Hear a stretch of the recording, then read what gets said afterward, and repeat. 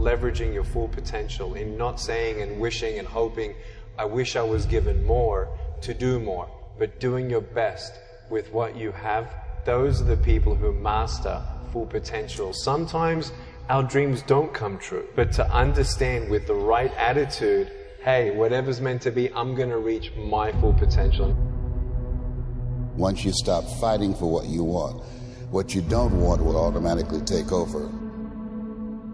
This storm will pass, and when it does, if you are still standing, you will be stronger for it. Don't quit. You are already hurting.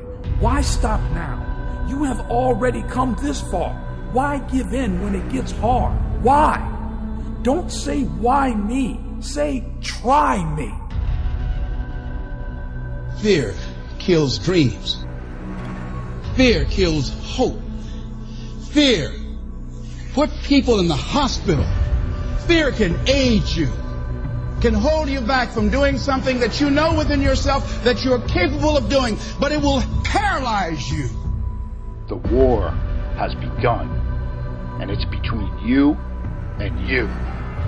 There ain't nobody else in your way. I dare you to work on yourself for 6 months. I dare you to shut out the world. I dare you to shut out all the distractions. I dare you to give up everything that is keeping you from your dream. Get laser focused and obsessed on what you want. Be starving and hungry to get it. Be desperate to get it. When you actually realize everything's your fault, it gets really good out here. Because when you think your boss's boss controls your shit, when you think somebody down the street in a building controls your shit, then you get real sad because you feel helpless. When you realize you control your shit, things fucking go. When you change the way you look at things, the things you look at change. And I'm saying to you, all of us will hit the wall. Some will choose to go back. There's some small number who, when they hit that wall, they decide, wait a minute, I'm supposed to be over there. This kind of person refuses to be denied. This person doesn't care about the pain because this person knows something. There's no gain without pain. This person will come back anyhow, again and again and again. You've got to be knocked down and then be willing to continue. You're going to be laughed at. You're going to be ridiculed. You're going to face self-doubt. You're going to be exhausted at times. You're going to face all sorts of challenges if you want to get to your Mount Everest. Everything that happens to you is for your growth. It's the times of suffering that make you great.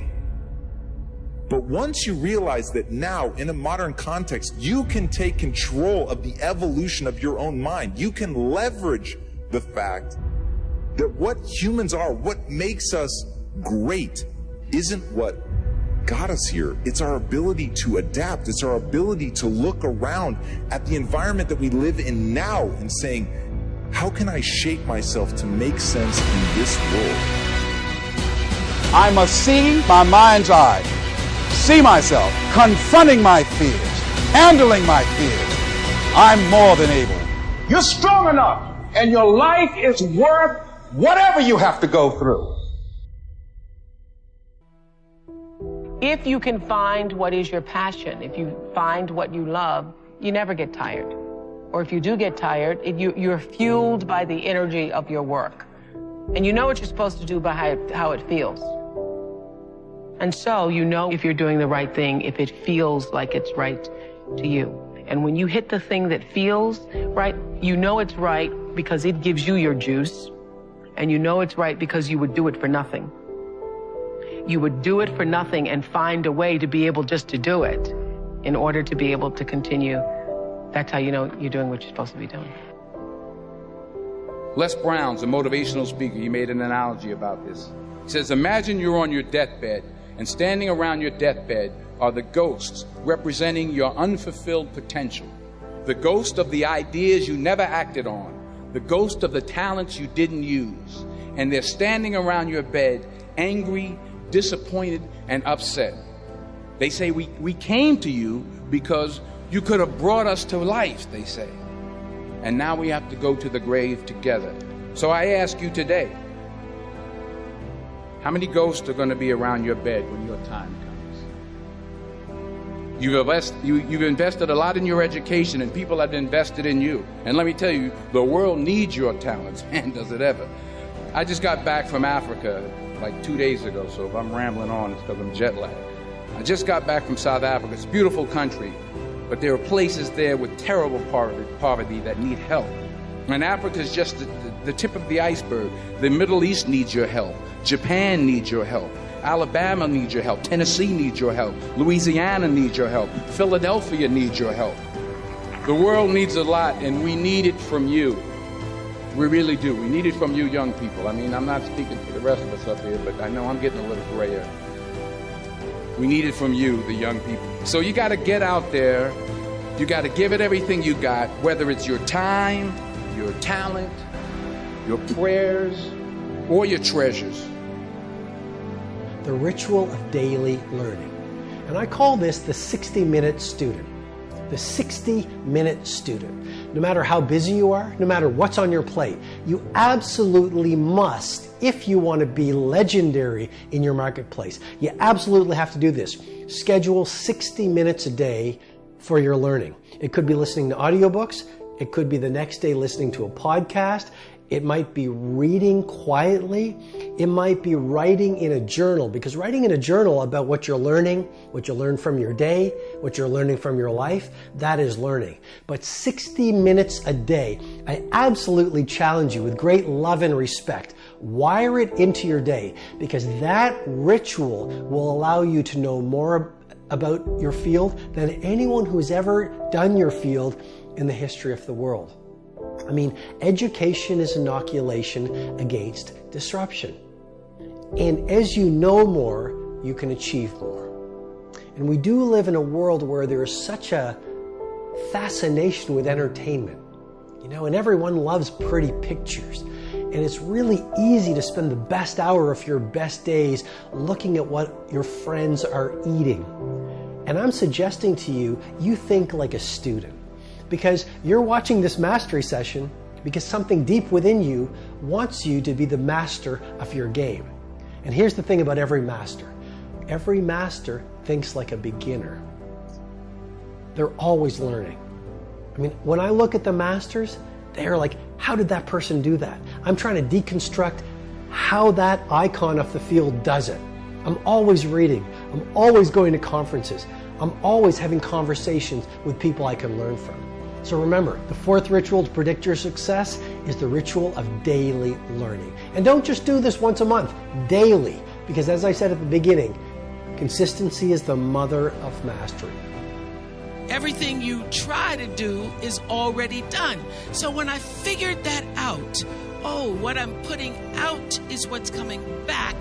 Let me get real clear about what it is I'm putting out. Real clear. So I read a book about 1989 called Seed of the Soul. And in that book, Gary Zukav talked about the laws of karma, of the laws of cause and effect, the third law of motion.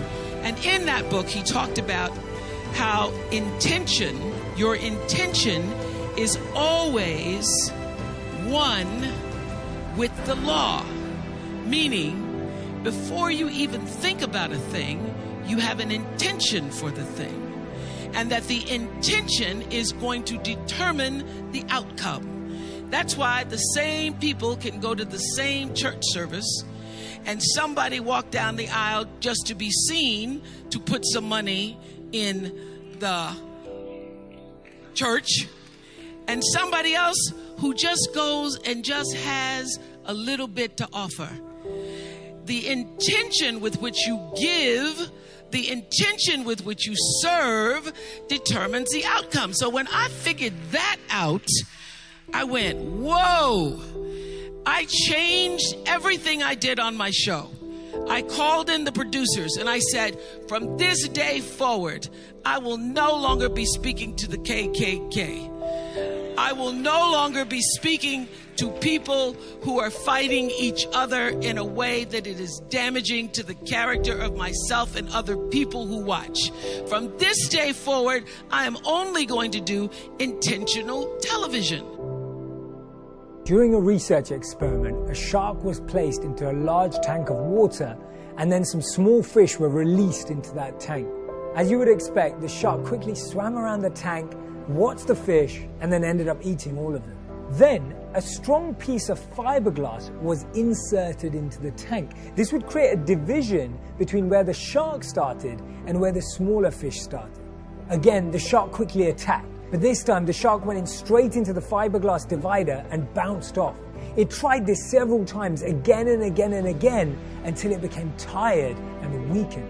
Meanwhile, the fish on the other side of the divider carried on swimming peacefully. After about an hour, the shark finally gave up. This experiment was repeated several dozen times over the next few weeks, where the shark became less aggressive every single time. It got to the point that the shark stopped trying to attack and eat the fish at all. The fiberglass was then removed out of the tank, and to their amazement, the shark still did not attack. The shark had been trained through habit that a fiberglass divider was there and that it would bounce off, and therefore didn't even consider it.